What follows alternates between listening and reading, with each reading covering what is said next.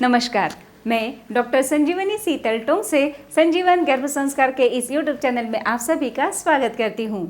Pregnancy के दौरान exercise करना बहुत ही फायदेमंद माना जाता है।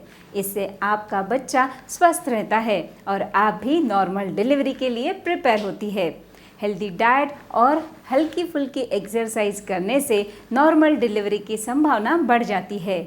जी हाँ, हर गर्भवती चाहती है कि उसकी डिलीवरी नॉर्मल हो, लेकिन नॉर्मल डिलीवरी के लिए क्या क्या करना है यह बहुत सारी महिलाओं को पता नहीं होता है और इसीलिए वह वरीड होती है, क्या करूं जिससे मेरी डिलीवरी नॉर्मल हो। तो चलिए आज हम इस वीडियो में जानेंगे वह कौन कौन सी एक्सरसाइज है जिन्हें आपको करना है जिससे नॉर्मल डिलीवरी होने की संभावना बढ़ जाती है।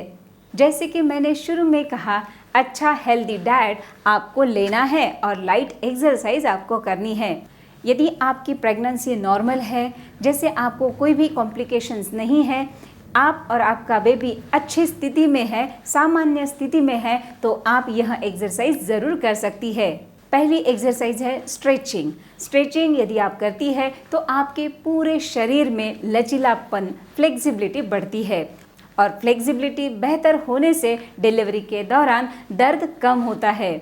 स्ट्रेचिंग से तनाव मुक्त आप रहती है और जब आप स्ट्रेचिंग करती है तो इस क्रिया को 20 से 30 सेकंड तक आपको बनाए रखना है। स्ट्रेचिंग के समय आपको शरीर पर धीरे धीरे दबाव डालना है। स्ट्रेचिंग की एक क्रिया आप 20 to 30 सेकंड तक बनाए रखेंगी और इसे आपको दोहराना है 5 से 6 बार। ध्यान रहे, आपको स्ट्रेचिंग करते समय यदि कुछ दर्द होता है तो आपको ज़बरदस्ती स्ट्रेचिंग नहीं करनी है। दूसरा है वॉकिंग। वॉकिंग यानी टहलना। यदि आप नियमित वॉकिंग करती है थ्रू आउट प्रेगनेंसी तो इसका बहुत अच्छा लाभ मिलता है नॉर्मल डिलीवरी के लिए। वॉकिंग सेहत के लिए अच्छा है और वॉकिंग नॉर्मल स्पीड से आपको करनी है। 30 से 40 मिनट का वॉक आप डेली कर सकती है। वॉकिंग करते समय आपको फास्ट वॉकिंग नहीं करनी है, धीरे धीरे से आराम से आपको चलना है। जब आप वॉक करती है तो आपके पूरे शरीर में स्फूर्ति और एनर्जी बनी रहती है।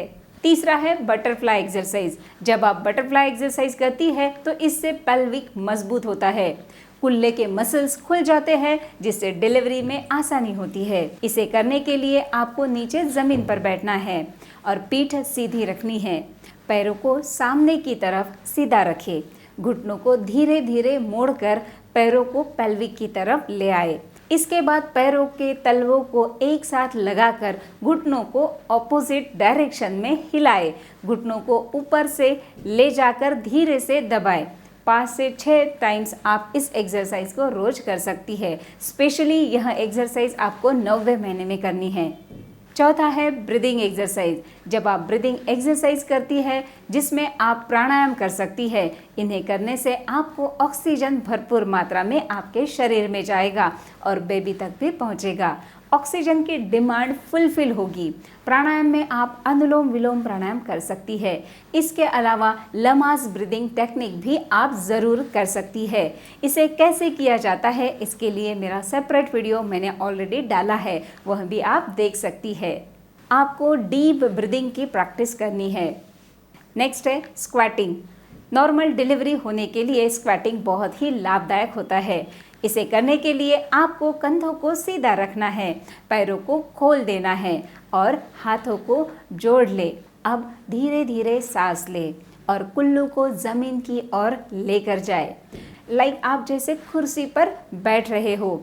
इस तरह से इस अवस्था में कुछ सेकंड आपको रुकना है और फिर सांस छोड़ दे। अब सीधे खड़े हो जाए और फिर से स्टार्ट करें। आप इसे 6 से 7 बार दोहरा सकती है। इसे करते समय आप चेयर या स्टूल की मदद भी ले सकती है। 6th इम्पॉर्टेंट एक्सरसाइज है lying cobbler pose. Lying cobbler pose करने के लिए आपको लेटना है और आपके पैर दीवार की ओर करने हैं। पैरों को स्ट्रेच करके दीवार पर लगाए। इसके बाद तलवों को एक साथ मिलाते हुए धीरे धीरे नीचे लेकर आए। 5 सेकंड्स इसी स्थिति में आपको रहना है। फिर हाथों को घुटनों पर रखकर पैरों पर नीचे की तरफ दबाव डालें। ऐसे करने से पैर खुलते हैं, ऐसा आपको महसूस होगा।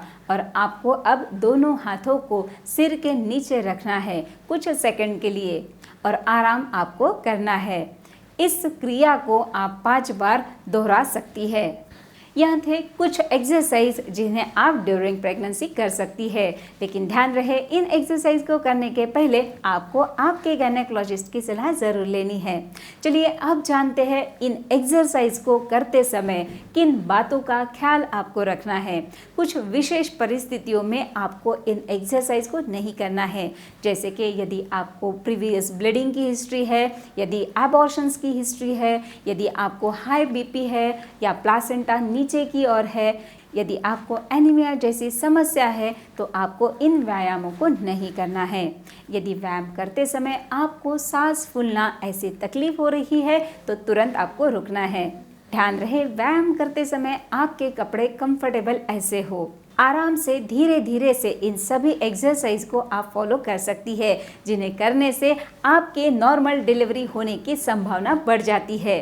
इसके साथ साथ आप ज्वाइन कर सकती है संजीवन गर्भ संस्कार का ऑनलाइन वर्कशॉप, जिसमें एक प्रॉपरली ट्रेनिंग आपको दिया जाता है किस तरह से आपको प्रिपेयर होना है mentally and physically normal delivery के लिए। डिलीवरी के फियर से आप खुद को बाहर निकालती है और एंजॉय करती है डिलीवरी के हर क्षण को। तो यदि आप डिलीवरी के फियर से उभर कर डिलीवरी को एंजॉय करना चाहती है और साथ ही आपके शिशु को सुंदर, सुदृढ़, तेजस्वी और सद्गुणों से परिपूर्ण बनाना चाहती है, तो आपको नीचे डिस्क्रिप्शन में मैंने लिंक दी है, वहाँ पे जाके क्लिक करना है और डाउनलोड करना है संजीवन गर्भ संस्कार ऐप और बनना है extraordinary mom of extraordinary baby. तो हंसते रहिए, मुस्कुराते रहिए, एंजॉय कीजिए प्रेगनेंसी का हर क्षण संजीवन गर्भ संस्कार के साथ। धन्यवाद।